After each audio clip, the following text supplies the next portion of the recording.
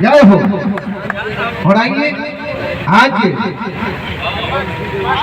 कलम के जादूगर आदरणीय आर पंकज भैया भी हम सबके बीच उपस्थित है। मैं चाहूंगा कि वो मंच की तरफ में आ जाए। संजय भैया, संजय जडेला जी भी उपस्थित हैं। मैं चाहूंगा नागेंद्र उजाला जी मंच की तरफ में आ जाए। आप भी नागेंद्र उजाला जी।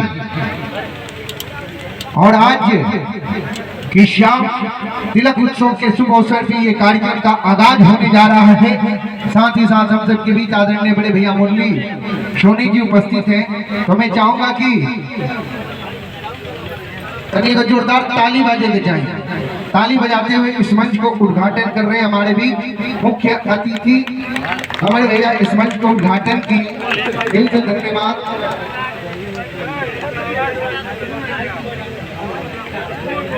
हम चाहेंगे कलाकारों के हौसला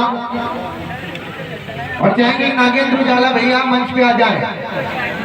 एक दिल मंगोलिया हजार बाकी के स्टार नागेंद्र उजाला जी मंच पे आ जाए और वे इस मंच में सम्मान करने के लिए